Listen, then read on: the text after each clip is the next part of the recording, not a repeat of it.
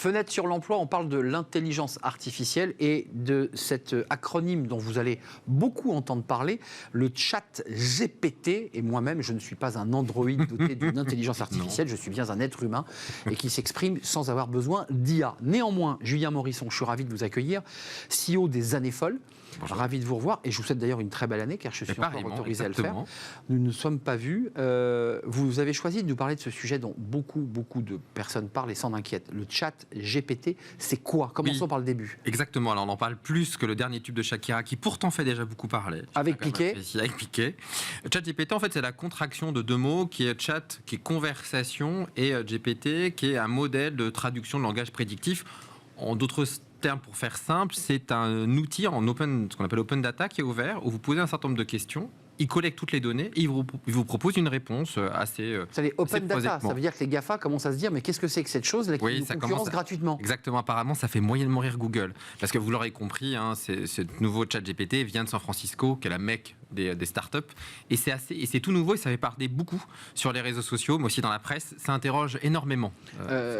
Julien, est-ce que ce fameux chat GPT va bouleverser le monde de l'emploi en fabriquant finalement des documents in extenso sans que l'humain y mette sa patte? Alors déjà, ce que je trouve intéressant, c'est de savoir que des ingénieurs ont pu concevoir un tel outil que je vous invite quand même à tester parce que je trouve que par curiosité, c'est très facile. On teste sur chat GPT, entrée, et puis ensuite on peut commencer directement à poser toutes les questions qu'on veut. Donc ne serait-ce que par curiosité, je vous invite à aller le consulter. Ensuite, pour en revenir vraiment sur la partie des emplois, alors ce qui semblerait se dessiner, c'est que ça aide considérablement, notamment pour des rédactions d'articles, des rédactions de postes, c'est-à-dire des chefs d'entreprise qui n'ont pas forcément le temps et les moyens de pouvoir avoir appel à des professionnels, vont, et par des mots-clés, ChatGPT, rédige-moi un article sur les médias, il va vous sortir un article sur les médias. Donc oui, naturellement, ça va bouger quand même de l'emploi. Ça va aussi changer la manière dont les clients vont se comporter, parce que plus l'information est accessible, plus vous avez le sentiment que vous avez la possibilité de pouvoir échanger un peu d'égal à égal avec l'expert. Et donc l'expert, il a besoin aussi de montrer son savoir. Donc il est challengé. Donc il est de plus en plus challengé. Alors après, on parle pour certains de construction créatrice d'emplois, c'est-à-dire des nouveaux emplois vont apparaître parce que la mécanisation de tâches, à l'instar par exemple de la reconnaissance d'image, l'humain n'avait pas forcément une plus-value de dingue. Donc ça, l'IA va pouvoir se substituer. Pour d'autres, ça commence quand même à les inquiéter parce qu'on parle déjà d'une autre révolution alors que la première n'était pas encore terminée. Donc c'est quand même une révolution incroyable qui percute plein d'emplois et vous vous êtes amusé.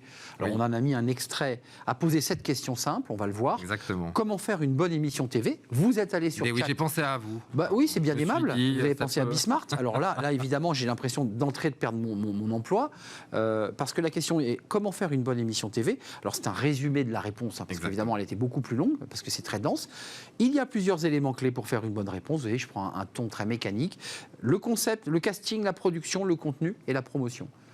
Là, vous avez appris des choses, je suis sûr. Vous êtes scotché, là. J'ai en soi rien appris, mais néanmoins, c'est quand même la machine qui crache ça d'une manière très mécanique. Alors, ce qui est très intéressant, c'est la rapidité à laquelle est capable de sortir ChatGPT une réponse. C'est-à-dire, vous posez une question qui peut sembler assez complexe et en l'espace de 10 secondes, elle vous sort un pavé. Mais c'est un Siri x100, quoi. Exactement. C'est un Siri x100. Et en fait, ce qui est intéressant, c'est qu'elle est capable de collecter toutes les informations. Pour donner un ordre d'idée, Wikipédia, c'était déjà immense. Ça représente même pas 1% des informations qu'est capable de collecter ChatGPT. Alors, ça s'arrête en 2021, c'est considérable. Alors, ça remonte pas dans les années, évidemment, du siècle précédent. Ça s'est arrêté en 2021, manifestement, mais quand même. Après, ce qui est intéressant, c'est que pour les professionnels, si je vous montre ça, évidemment, vous êtes un étudiant ou vous ne connaissez pas trop les médias, ça va vous donner évidemment des tips, des conseils. Mais un professionnel aguerri va vous dire « j'ai pas appris grand-chose, merci beaucoup, ChatGPT ». Donc, je dirais que ça dépend de l'utilisation. Il n'est pas capable de vous donner un avis. C'est-à-dire que si vous dites « est-ce que j'ai fait une bonne émission, ChatGPT ?» Je vous rassure, j'ai essayé. Il dit, mais moi, j'ai pas d'avis. Je suis une intelligence artificielle, je n'ai pas d'avis à vous donner. Un animal froid. C'est un animal glacial, vraiment. Ça n'est pas capable de proposer. Qu'est-ce que je dois faire? Tel article ou tel article? Il n'est pas capable de vous répondre sur ça. La subjectivité, aucune. Ça, c'est pas. Mais en revanche, sur le recrutement, avant de nous quitter, parce que ça a un impact. Exactement. Je mets mon nom, mon CV, mon lieu d'habitation et mes hobbies, je dis n'importe quoi. Et là, on peut sortir une fiche et un profil. Il est capable. Alors, ce qui est intéressant, c'est aussi pour des lettres de motivation. Alors, pour des job description aussi, mais ça, je dirais que c'est déjà un peu automatisé. En revanche, pour les lettres de motivation qui commençaient un peu à perdre leur prestige, il est tout à fait capable de dire des mots-clés en disant voilà, ChatGPT, rédige-moi une lettre de motivation. J'ai travaillé 3 ans là, 2 ans là, 4 ans là. Et il est capable de vous faire une lettre très, très jolie lettre de motivation. Bon, alors évidemment, c'est les mêmes mots-clés, c'est pas très incarné, mais néanmoins, pour quelqu'un qui est vraiment pas très courageux, il va vous sortir quelque chose. Après, de là à dire que ça va faire la différence, je ne pense pas, parce que c'est pas capable de créer vraiment des connexions que l'humain est capable de faire. Mais c'est en revanche tout à fait capable de vous produire un article écrit, tout à fait. Allez voir, allez vous faire votre propre opinion. Merci Julien Morisson d'être venu nous rendre visite, fondateur des Années Folles.